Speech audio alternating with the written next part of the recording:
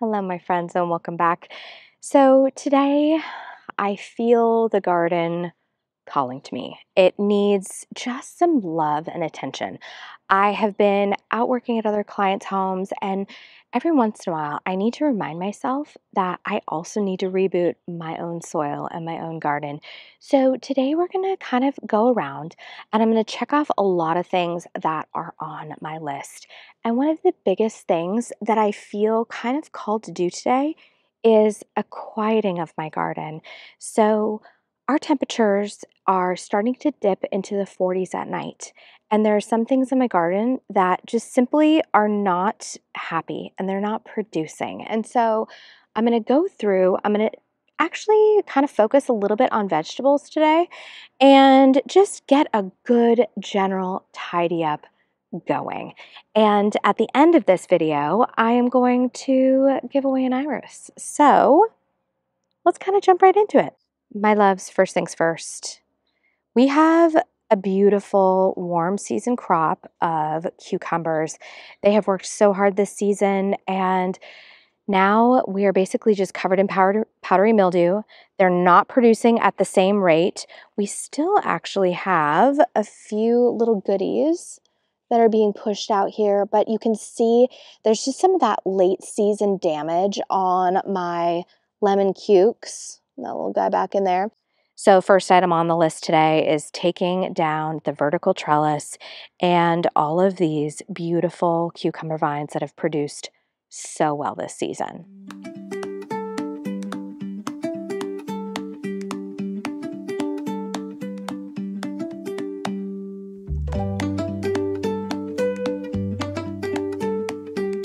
One of the things I love most about vertical gardening is the fact that it's so easy to take down my trellis at the end of the season. You simply come across the top, snip all those down, and then go across the bottom and snip all those lines. It literally could not be easier, and sometimes in life, you just need something easy.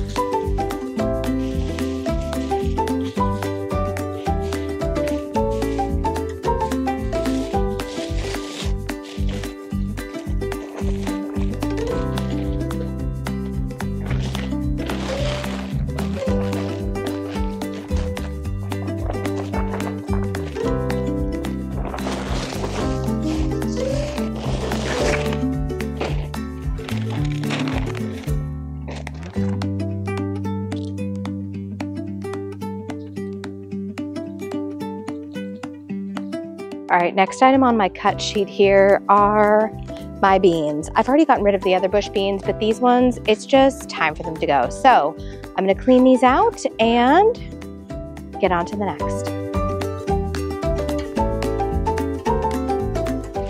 Oh, also, I'm using garden straw, and some of them, they do not guarantee that this is free of seeds, but if they germinate, this is what they look like.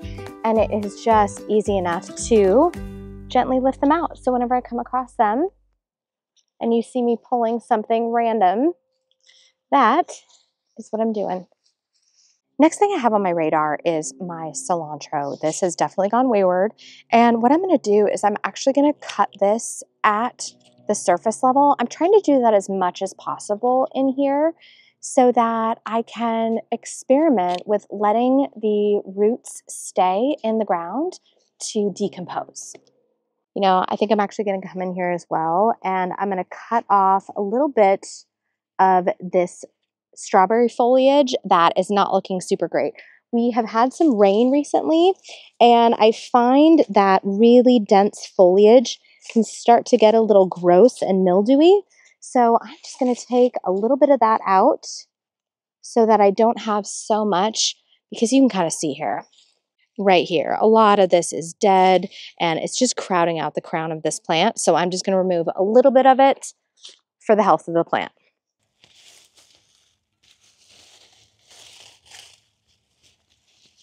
So much better. Okay, friends, we have a tomato that has gone a little bananas. So what I'm going to do here is I am actually going to start cutting back a lot of this new growth up here so that it can focus on ripening whatever tomatoes are left, because we are at the end of the season. Okay, I know from experience that all of this new growth right here isn't going to produce anything this late in the season. So I'm going to take it off because literally this is not doing anything for anybody. I'm also going to take this down right here. Oh, actually kidding. I'm going to take it down here because look what I have. I'm going to snip that off. I've got some tomatoes here that I want to ripen. And yeah, these ones are not. I've had something get into the tomatoes up here. I don't know what it is. I think it's probably a bird. And so some of these tomatoes I'm also going to pick off because they have been gotten after. The next thing I'm going to do is I'm going to lighten up this canopy a little bit. Oh yeah, this is what I'm talking about right here. So here is a lot of the damage from the pests that I am seeing out here. I'm suspecting this is a bird of some sort, but you never know. This is looking a little bit better. Okay, my next target is behind me. This tomato is no longer producing. It doesn't even have anything on there that I think is going to ripen or be close to blushing up by the end of the season. It is pretty much like, I think we're done here. So this one is going to come out. I am going to leave the little cherry tomato behind me because it has tons of grapefruit that I think actually has a chance of starting to blush up. And if there's just ever so slightly bit of a blush on it, I know that I can bring it inside. And what I do is I wrap it in newspaper or any sort of paper like a craft or packing paper, and then you lay it stem side down on a sheet tray. And slowly but surely, it traps those gases and it will actually ripen the tomato. So one year I was eating tomatoes clear into November because every day or every other day I had something ripening on like 4 sheet trays. It was amazing.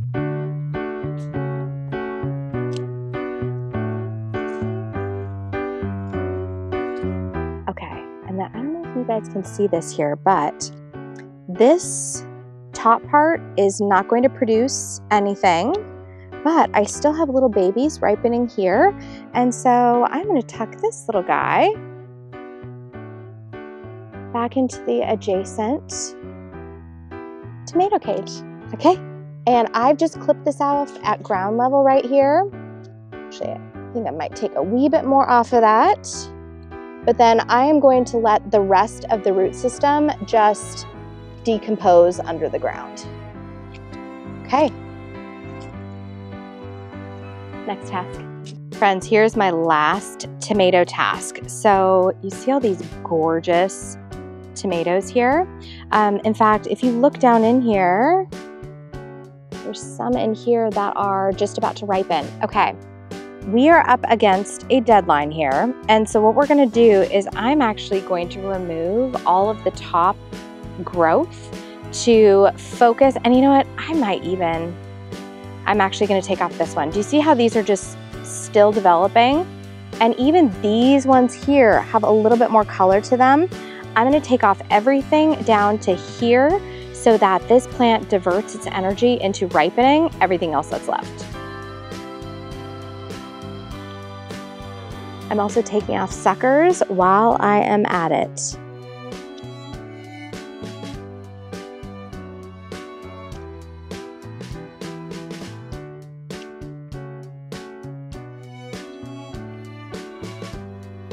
So I am out here cleaning up. However, I want to point out 3 things that you won't actually see me clean up this fall.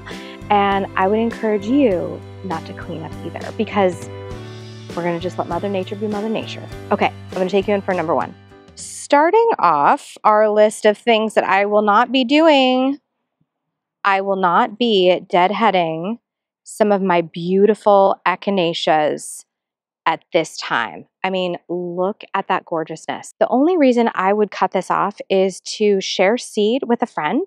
This is a beautiful selection. This is Echinacea purpurea. This is the straight echinacea. And so I might take some of this to share with a friend, but otherwise I am going to leave it, little tiny spider and all, for the wildlife to enjoy. This is great foraging. We do have winter coming in hot, and I want to leave something for the birds. So this is on my do not deadhead list. Friends, this is the next thing you will not see me touching this year. This is obviously my hydrangea paniculata. This one is limelight, and you will not see me deadheading it this year. I think that it is high time we redefine what winter interest looks like. And for me, this is stunning. I love it aged out. I love it brown. I love the whole shebang. And I will not be cutting any of it. I will be leaving it up as winter interest in my garden because, side note, this also looks sensational covered in frost. It is really, really sensational. Friends, this is item number 3 that you will not see me touching and cutting back in the fall. This is an ornamental grass. This is Pennisetum Carly Rose. I've got several ornamental grasses in my garden, and this is one that I will not be deadheading. Again, this is great winter interest. It is great texture. I am going to leave this, and I won't touch it until probably after the Flower and Garden Festival, quite frankly.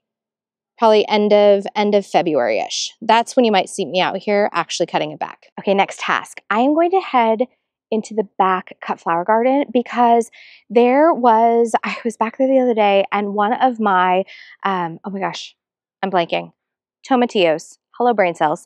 One of my tomatillos had totally keeled over. It snapped at the base. And so I'm going to head back there. I'm going to pick all of the ripe tomatillos because I know I have more than enough to make some killer green salsa. There's an amazing recipe in the Ball Canning Guide. I've made that multiple years in a row, and I love it. So let's head back and see what we can find. Next thing on my to-do list is to tackle my tomatillo situation, which, you know what, here's the deal. I am not mad about this tomatillo situation. We are late season. It's okay that this has gone over. I'm actually going to clip this, I think, off at the base, but I am going to pick everything that's ripe. I'm going to pick everything that's ripe from these 2 plants here. Okay, let's get after it.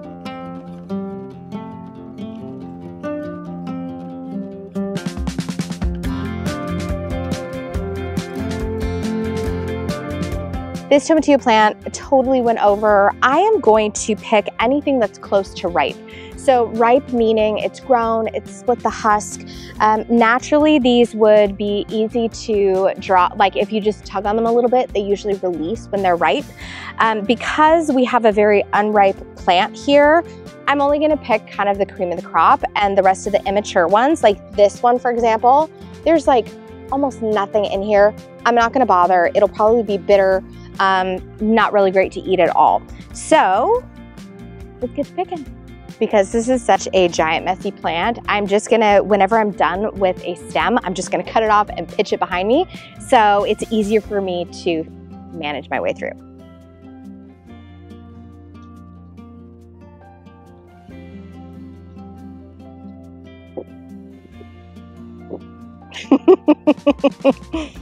That might be my new favorite technique for harvesting. Just snip a branch and give it a shake.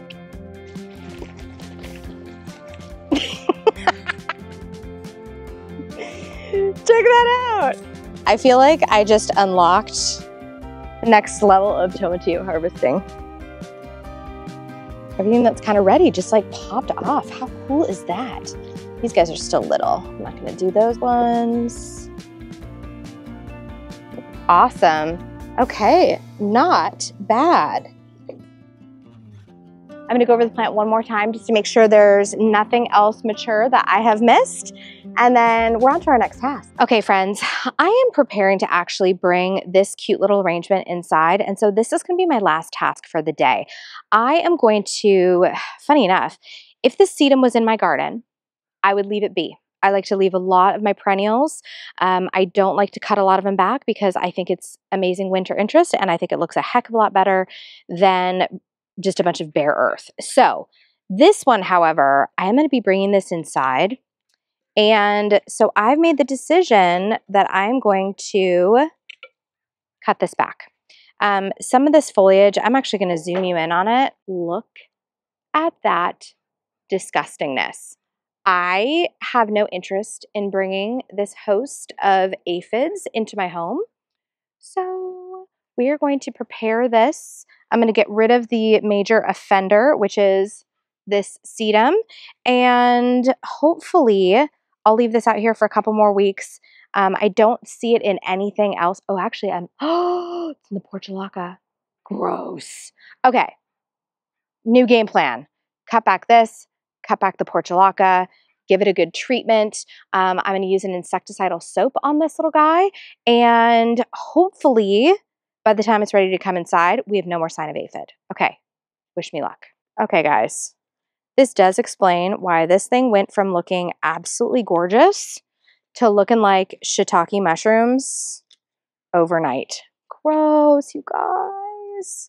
Oh, that makes me so sad. Okay, I will tell you right now, if this does still show sign of disease when our temps are dipping really low, I will not risk an aphid infestation inside my house. And so this won't be coming inside because let me tell you, I've actually had aphids inside the house before, and that is a whole lot of not fun. Okay. It's funny, even without these two major elements, she does not look bad. This does not look bad at all. Okay, I'm gonna bring you in close because this is still, look at this. Oh, by the way, I'm not turning raw pottery on a table.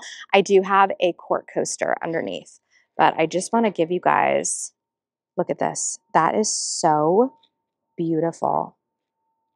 Fabulous texture. And look at this little guy. Oh, funny. He has aphids on him. Okay, I'm going to take that guy off, but it was trying to send up a little flower stalk. Okay, this gorgeous baby, yeah, I'm going to have to treat it. Typically, aphids do not like echinaceas, but look at this. Dude, how gross is that? That is gnarly. Okay, so my little pumpkin here is going to get a bit of a spa treatment, and we're going to see if I can get rid of all of that grossness before it overwinters inside my home. Otherwise, I may see if I can set up some sort of hoop house condition that will keep this guy insulated and happy as a clam. I do not believe in ending a video on a bad note, and those aphids are definitely not a highlight. And so I want to show you one thing that's happening in my garden that, oh, actually we could, okay, we're going to end on two high notes. I want to show you one really exciting thing that's happening in my garden, and then I drew a winner. Okay, hang on to your hat, kids. Okay, first exciting thing. Hello, do you guys remember this baby rose that I planted not even a week ago? Look at that. Bloom. Are you kidding me right now? Are you joking me? I'm in a little bit of shock. I had no illusion that this would bloom this year. I was like, oh yeah, this is for next year. But literally, I put it in the ground and it's like ready to wake up and rock and roll. So how exciting is that? So my spiced coffee has her first bloom. What the heck? Okay, I just had to share. It was too darn exciting. Next, let me grab the name of the winner. Hang tight. Friends, I'm going to go choose a random comment, and the winner is... Okay, Nancy Quesada, thank you so much for entering. I am going to ship your iris just as soon as you email me a good mailing address for you. So send that over to hello@hellogardendesign.com. Everyone, thank you so much for watching. I hope you have enjoyed today's little tidy up, just a little bit of time spent in the garden, and go out there and say hello to your garden for me. I'll see you in the next one. Bye.